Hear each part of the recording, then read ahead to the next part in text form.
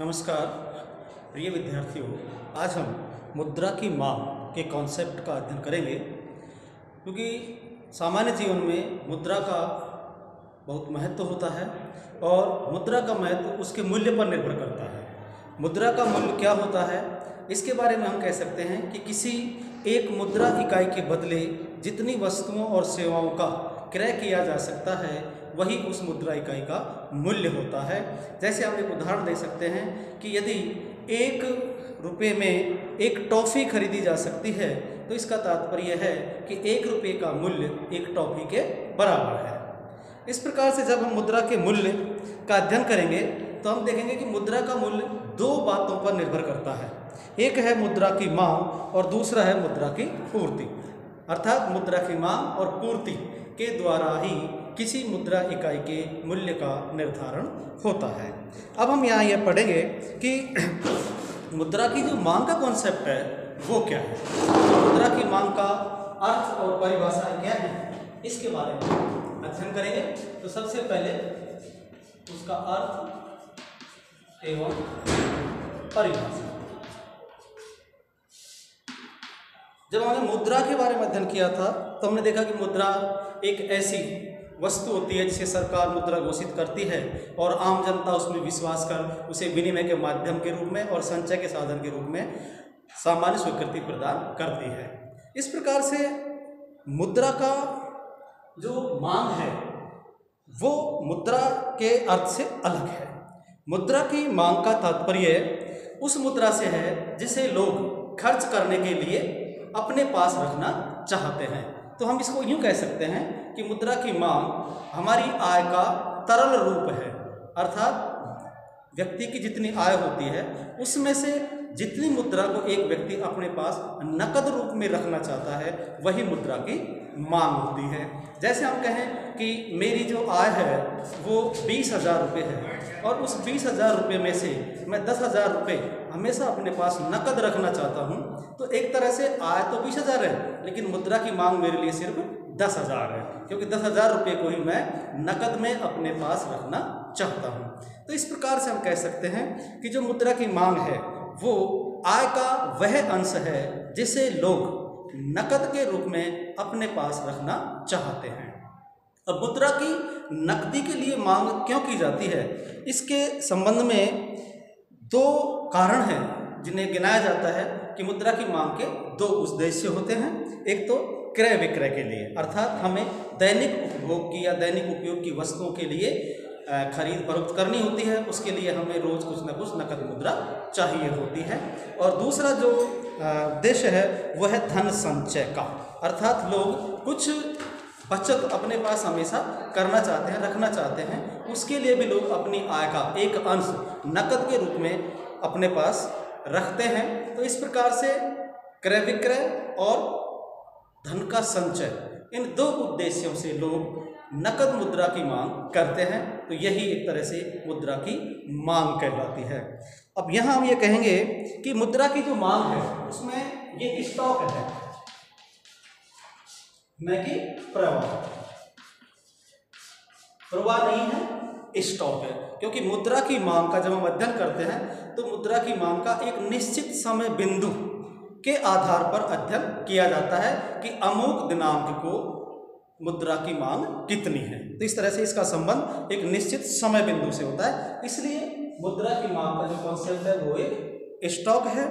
दूसरी बात यह है कि मुद्रा हमारी आवश्यकताओं को प्रत्यक्ष रूप से संतुष्ट नहीं करती, क्योंकि जब हमें भूख लगती है तो हमें खाने के लिए उपभोग की वस्तुएं चाहिए, खाद्य पदार्थ चाहिए, लेकिन मांगते क्या हैं? मुद्रा।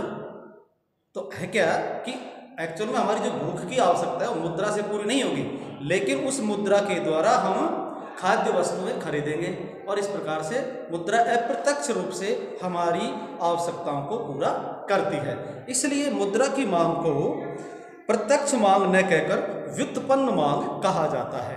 अर्थात मुद्रा की मांग क्यों की जाती है? क्योंकि हमें आवश्यकता होती है वस्तुओं और सेवाओं की, और उन वस्तुओं और सेवाओं की पूर्ति करने के लिए हमें मुद्रा की आवश्यकता पड़ती है।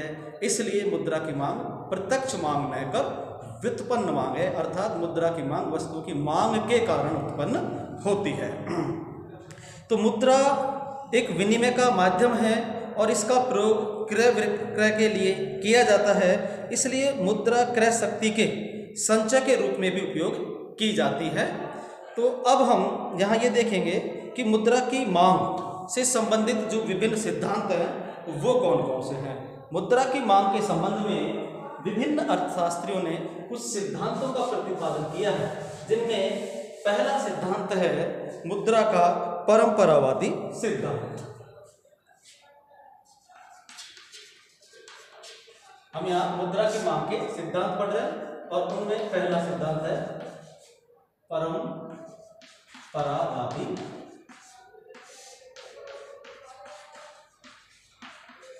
सिद्धांत। परंपरावादी सिद्धांत या परंपरावादी विचारधारा या परंपरावादी दृष्टिकोण, इसके अनुसार मुद्रा की मांग संबंधी जो विचारधारा है उसमें उन्होंने मुद्रा के परिमाण सिद्धांत के रूप में प्रतिपादित किया है। इस सिद्धांत का प्रतिपादन मुख्य रूप से बोर्डिन और जे.एस. मिल, बोर्डिन एवं जे.एस. मिल, इन दो अर्थशास्त्रों में प्रमुख रूप से मुद्रा परिमाण सिद्धांत का परिमाण सिद्धांत।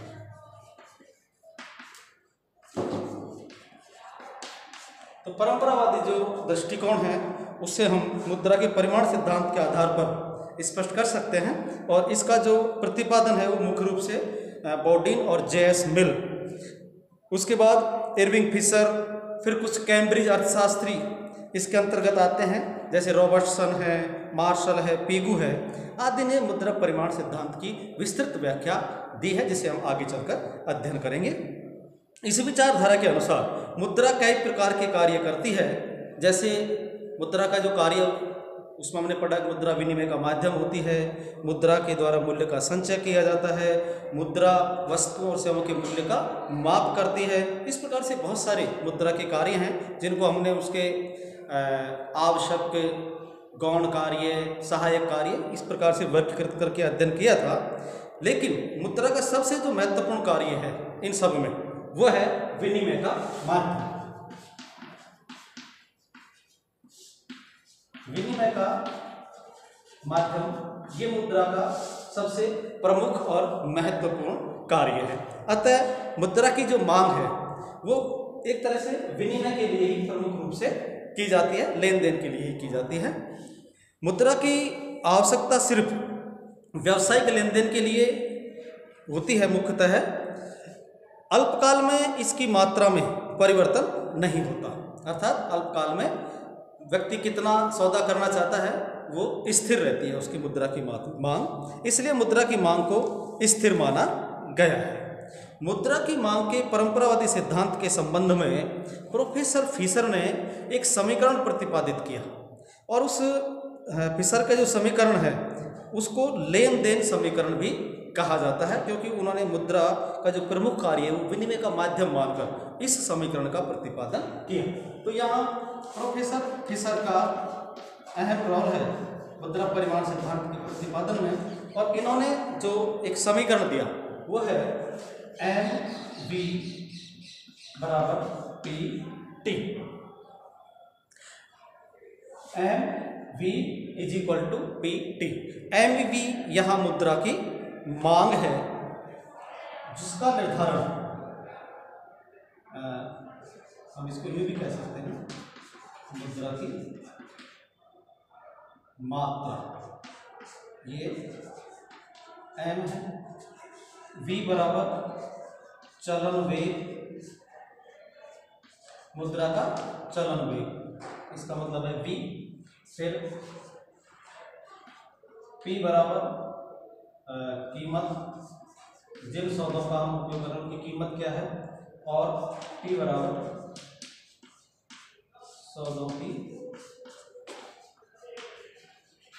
संख्या या व्यापार, ट्रेड कितनी वस्तुओं का किया, व्यापार कितनी वस्तुओं का किया गया, उसकी जो सौदे हैं या उनकी जो संख्या है उसको हम T कहते हैं। तो इस प्रकार से उन्होंने यह लिखा है कि जो मुद्रा की कुल मांग है उसे हम मुद्रा की कुल मात्रा को उस मुद्रा के चलन वेग से गुणा करेंगे तो हो जाएगा MV बराबर जितने सौदे किए गए उन सौदों को उनकी कीमत से गुणा करेंगे तो हो जाएगा PT। तो यहाँ एक प्रकार से ये कहा गया है कि मुद्रा की जो कुल मात्रा है वह एक निश्चित अवधि में किए गए कुल व्यापारिक सौदों पर किए गए खर्च की मात्रा के बराबर होती है।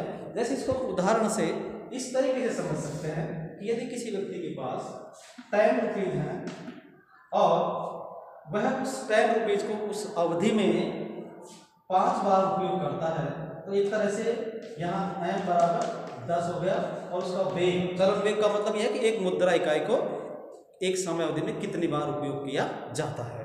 तो उसको हमने यहाँ 5 माना है, 5 बार इसका उपयोग किया एक दूसरे लोगों के बीच में। और यहाँ जो MV है वो कितना हो गया 50। अब ये किसके बराबर होगा, इसके लिए इन्होंने कहा कि PT हम मानते हैं कि यदि P बराबर 10 रुपये है तो जितने व्यापारिक सौदे किए वो 5 है, अर्थात 5 सौदे किए और 5 सौदों में जो कीमत थी वो थी 10 रुपये। तो यहाँ कितने के सौदे हो गए कुल मिलाकर 50 रुपये। तो ये दोनों बराबर है, इसलिए यह लिखा है MV बराबर PT। मुद्रा की कुल मात्रा या मुद्रा की कुल मांग व्यापारिक सौदे और उनकी कीमत के गुणा के बराबर होती है। तो यहाँ फिशर ने जो निष्कर्ष दिया है वो यह है कि मुद्रा की मांग केवल विनिमय के लिए की जाती है। तो यहाँ कितने विनिमय हुए, 5 बार विनिमय हुआ और उस सौदे की कीमत क्या थी 10 रुपये, तो कितने रुपए का विनिमय हुआ 50 रुपये का। तो यहाँ जो मुद्रा की मात्रा है वो कितनी है 50 के बराबर ही है। तो जितनी सौदे हम करते हैं उसी के अनुरूप मुद्रा की मांग होती है, अर्थात मुद्रा की मांग किए गए सौदे और कीमतों पर निर्भर करती है। अब इसी सूत्र को हम आगे और परिमार्जित करके लिख सकते हैं कि P बराबर MV बटे T, अर्थात जो सामान्य कीमत है यदि मुद्रा की कुल मात्रा में व्यापारिक सौदा को भाग देंगे तो हमें क्या मिल जाएगी, कीमत ज्ञात हो जाएगी। जैसा हमने अभी कहा था कि T = 5 है, T = हमने 10 लिया था, तो ये जो 10 है और M बराबर 10 लिया था, V बराबर 5 लिया था, तो इसके आधार पर हम निकाल सकते हैं P का मूल्य। यदि P हमारे पास नहीं है इसको हम एब्सेंट मान लेते हैं, तो अब क्या हो जाएगा, हम लिखेंगे MV 10 गुणा 5 बटे T कितना है 5, तो यहाँ P बराबर ये 5 से 5 कट जाएगा और P बराबर 10, जो कि हमने पहले माना था कि कीमत क्या है 10 है। इस प्रकार से हम फिशर के समीकरण द्वारा मुद्रा की मांग के अंतर्गत उन्होंने विनिमय के लिए जो मुद्रा की मांग की जाती है उसे प्रमुख स्थान प्रदान किया है। फिशर के समीकरण में MV एक तरह से मुद्रा की मात्रा या मुद्रा की पूर्ति को प्रकट करती है। इस समीकरण का संबंध समय की अवधि से है, क्योंकि यहाँ एक निश्चित समय अवधि में मुद्रा की कितनी मात्रा का उपयोग कितनी बार किया जाता है उसका हम निष्कर्ष निकालेंगे। समय की अवधि में मुद्रा की प्रत्येक इकाई का प्रयोग कई बार किया जाता है, इसलिए मुद्रा की पूर्ति का अनुमान लगाने के लिए मुद्रा की मात्रा को मुद्रा के चलन वेग, जिसे हमने यहाँ V कहा है, इससे गुणा किया जाता है। अर्थात मुद्रा के संचलन वेग को हम यहाँ स्थिर मानकर चलेंगे, क्योंकि जब हम इस समीकरण के आधार पर मुद्रा के मूल्य या सामान्य कीमत का निर्धारण करेंगे तो वहाँ हम V को स्थिर मानेंगे, अर्थात इसमें एक समावधि में कोई परिवर्तन नहीं होता है। इसलिए मुद्रा की पूर्ति पर अब जो प्रभाव पड़ेगा वो मुद्रा की मात्रा का ही प्रभाव पड़ेगा, क्योंकि जब हमने MV में V को स्थिर मान लिया तो अब ये किससे बढ़ेगी, इस मुद्रा की मात्रा से ही इसमें परिवर्तन होगा, क्योंकि V तो स्थिर रहेगा।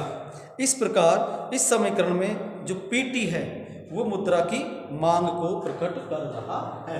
PT अर्थात कितने सौदे कर रहे हैं और उस सौदों की कीमत क्या है। तो हमने कहा कि 10 रुपये कीमत है, 5 सौदे कर रहे हैं, तो इस प्रकार से हमें कुल 50 रुपये की आवश्यकता है। तो ये मुद्रा की मांग को प्रकट करता है। तो यहाँ दो चीजें हो गई, MV मुद्रा की पूर्ति को प्रकट करता है, जबकि PT मुद्रा की मांग को स्पष्ट करता है। अब मुद्रा की जो मांग है वो एक तरह से क्या रह गई, फिशर के अनुसार मुद्रा की मांग बराबर PT अर्थात कीमत और सौदों की संख्या।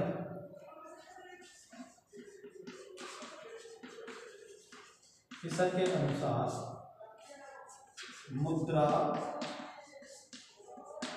की मांग बराबर PT। P कीमत है और T सौदों की संख्या है, व्यापार की मात्रा है कि कितना व्यापार किया जाता है, किस कीमत पर किया जाता है, उसके लिए कितनी आवश्यकता है मुद्रा की, वो एक तरह से मुद्रा की मांग है। तो ये परंपरावादी दृष्टिकोण के अनुसार मुद्रा की मांग को हमने यहाँ स्पष्ट किया। इसको हम उदाहरण से भी स्पष्ट कर चुके हैं, फिर भी एक और उदाहरण हम ले सकते हैं कि यदि देश में कीमतें 10 रुपये हैं, ये सामान्य कीमत की बात हो रही है, और इस कीमत पर जो सौदे किए जाते हैं वो मानते हैं कि 100 सौदे होते हैं। अब ये 100 करोड़ भी हो सकता है, लाख भी हो सकता है, हम इसको सिर्फ 100 मान रहे हैं। तो इसके आधार पर कितनी मुद्रा की आवश्यकता है, तो इन सौदों को इनकी कीमत से गुणा कर देंगे, जिसको हमने यहाँ PT कहा है। PT का मतलब P गुणा T, अर्थात P 10 और T 100 और ये हो गया 1000। तो इस तरह से 1000 रुपीज की क्या है, मांग है। इस प्रकार से हम ये कहेंगे कि फिशर के अनुसार मुद्रा परिमाण सिद्धांत में परंपरावादी विचारधारा के अनुसार मुद्रा की जो मांग है वो व्यापारिक सौदों के लिए की जाती है, और उस सौदों और सामान्य कीमत स्तर पर मुद्रा की मांग निर्भर करती है। फिशर के सिद्धांत की यह भी मान्यता है कि इसके अंतर्गत पूर्ण रोजगार की स्थिति पाई जाती है, अतः अल्पकाल में राष्ट्रीय आय का स्तर भी क्या स्थिर रहता है, इसलिए मुद्रा की मांग भी स्थिर रहेगी। संक्षेप में परंपरावादी जो सिद्धांत है उसके अनुसार मुद्रा की मांग आय का फलन होती है, अर्थात मुद्रा की जो मांग है वो आय पर निर्भर करती है। इसलिए यहाँ लिखा जाता है कि M इज इक्वल टू फलन ऑफ Y। M का मतलब मुद्रा की मात्रा या मुद्रा की मांग से है, यहाँ इसमें D लगा सकते हैं, अर्थात डिमांड और मनी, मुद्रा की मांग, और यहाँ Y बराबर आय है, MD बराबर मुद्रा की मांग। तो मुद्रा की मांग आय पर निर्भर करती है, और यहाँ फिशर ने राष्ट्रीय आय को स्थिर माना है। तो इस प्रकार से एक समावधि में राष्ट्रीय आय जितनी ज़्यादा होगी मुद्रा की मांग भी उतनी अधिक होगी, यदि आय कम होगी तो मुद्रा की मांग भी कम होगी। तो ये हुआ मुद्रा की मांग का परंपरावादी सिद्धांत या परंपरावादी विचारधारा। धन्यवाद।